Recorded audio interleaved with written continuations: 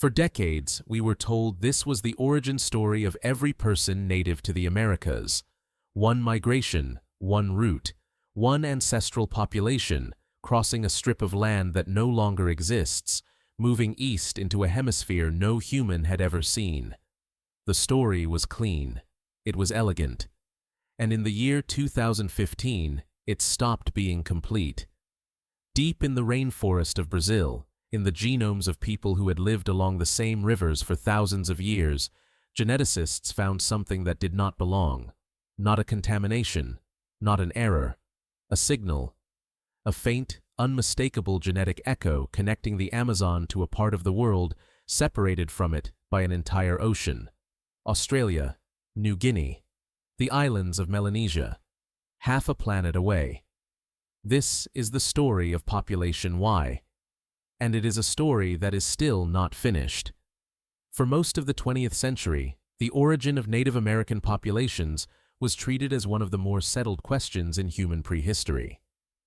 Sometime after the last ice age began to loosen its grip, a population of Siberian hunter-gatherers pushed east across Beringia, the land bridge connecting Asia to North America, exposed when sea levels dropped low enough to reveal it.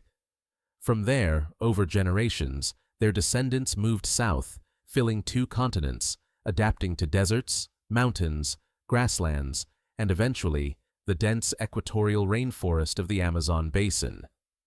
Genetic studies performed in the early 2000s appeared to confirm this.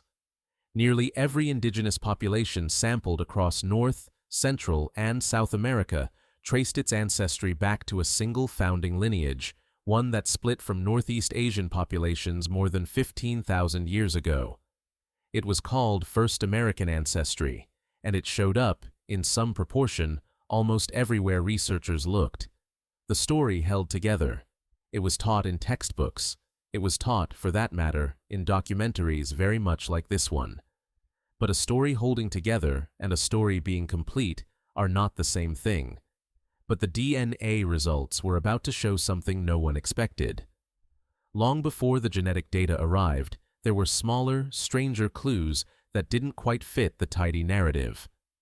Physical anthropologists studying some of the earliest skeletal remains found in Brazil, including a skull known as Luzia, discovered skull shapes that looked less like the Northeast Asian ancestors of most Native Americans and more like the skull shapes found in Australia, New Guinea, and the islands of the Pacific.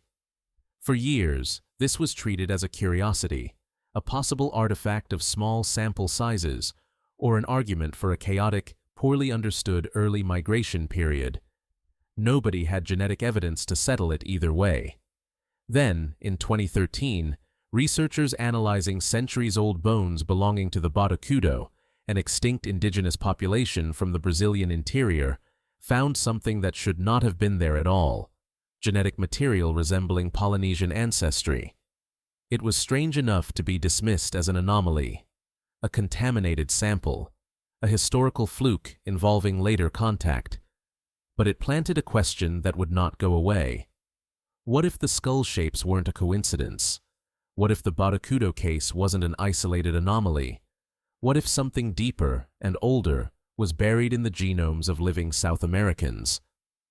In July 2015, a team led by population geneticist Pontus Skoglund, working alongside David Reich's lab at Harvard Medical School, published a paper in Nature that would upend the tidy narrative for good.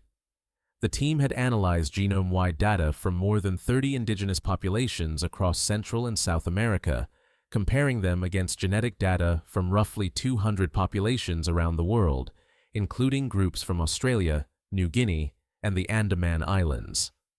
Buried inside the genomes of three specific Amazonian populations, the Surui, the Caritiana, and the Zavante, the researchers found a genetic signature that was, statistically, closer to indigenous Australians, New Guineans, and Andaman Islanders than to any other population on Earth, including every other Native American group tested, not Siberian, not East Asian, not even the first American ancestry believed to underlie nearly the entire hemisphere. The team gave this hypothetical ancestral population a name drawn from the Tupi language, population Y, from the word Ipiquera, meaning ancestor. It was not a name for a place. It was a name for a mystery. Picture the lab itself for a moment. Rows of sequencing data, millions of genetic markers reduced to columns on a screen, statistical tests run again and again to rule out contamination, coincidence, or error. This is not a discovery made with a shovel in the dirt. It is a discovery made by comparing silent strings of code until, finally, one pattern refuses to disappear, no matter how many times the researchers try to make it go away. That persistence is what convinced them they were looking at something real. Here is what makes this finding genuinely difficult to explain away. The signal was not found in Northern or Central American indigenous populations.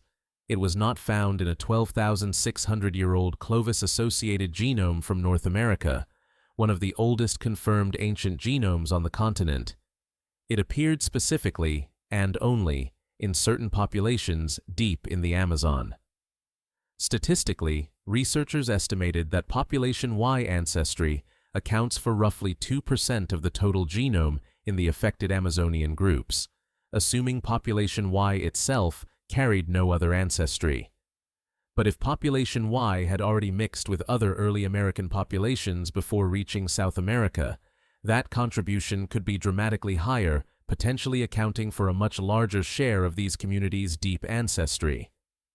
Population Y, as researchers have been careful to state, does not mean the ancestors of the Surui or Caritiana came from Australia, and it does not mean modern Aboriginal Australians and Amazonian peoples are directly descended from one another. What it means is more precise, and in some ways stranger. Somewhere in the deep past, there existed a population, now extinct in its unmixed form, that was more closely related to today's Australasian populations than to any group in Eurasia or the Americas, and a portion of that population's DNA made its way, through some still unknown route, into the deep ancestry of specific Amazonian communities.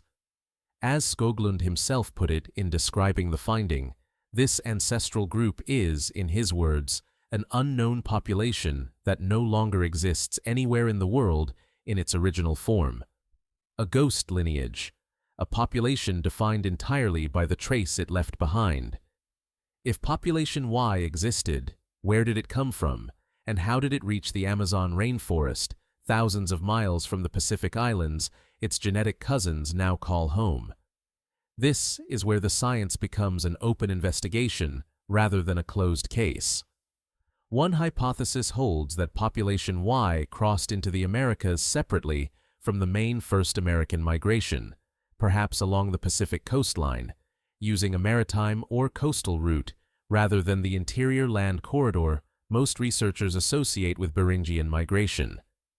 A 2021 study published in PNAS, building on the original 2015 findings, expanded the search across dozens of additional South American populations and found that the Australasian signal was more widespread throughout the continent than initially believed, extending into groups along the Pacific coast and into populations descended from cultures as far-ranging as Peru's ancient Mochica civilization. That same follow-up work suggested the signal likely entered the ancestral gene pool before the branching that produced today's distinct Amazonian and Andean populations, meaning population Y's contribution is older and more foundational than a simple isolated mixing event. Imagine, for a moment, the shoreline this migration would have followed. A coastline lashed by a colder, wilder Pacific than exists today, kelp forests and tide pools offering food to travelers moving south in small groups, generation after generation, never knowing that 10,000 years later a machine would read their bones and find them still. If this route is correct, population Y did not arrive in a single dramatic crossing. It arrived the way most of human prehistory actually happened, slowly, unglamorously, one river mouth and one headland at a time. And yet, the central mystery remains unsolved. No ancient skeleton has yet been found carrying unmixed population Y ancestry. Researchers know its genetic shadow. They have never held its bones. It is worth pausing here because a finding this striking can easily be misused. This is not evidence that any living community's identity, origin, or history has been secretly hidden from them, and it is not a story about a hidden Pacific Islander ancestry replacing what these communities already know and understand about who they are. Population Y describes a deep, ancient contribution, dating back many thousands of years, to the broader genetic ancestry of a small number of specific Amazonian populations. It sits alongside, not in place of, the rich cultural and historical identity these communities have always held. What it does mean is that the story of how humans first populated the Americas was more complicated, more layered, and involved more separate lineages than the single migration model long taught as settled fact. Geneticists now generally describe at least two distinct ancestral contributions to the founding population of the Americas, rather than one clean wave. That is a meaningful revision to a story that had been treated, for the better part of a century, as closed. It also means that the genome carries information that no shipping record, no colonial census, and no written history from this era could ever have captured, because no written history from this era exists at all. The people who carried population Y's DNA into South America left no records.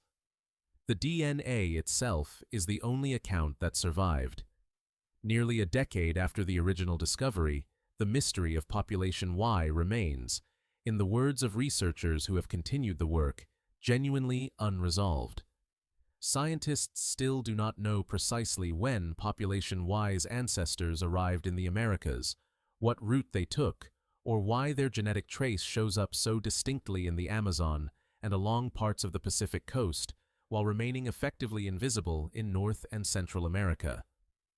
Some researchers have proposed that ancient DNA recovered directly from very early coastal burial sites, if it can ever be found and sequenced, might finally reveal what population Y actually looked like, genetically, before its trace became diluted across thousands of years of subsequent mixing.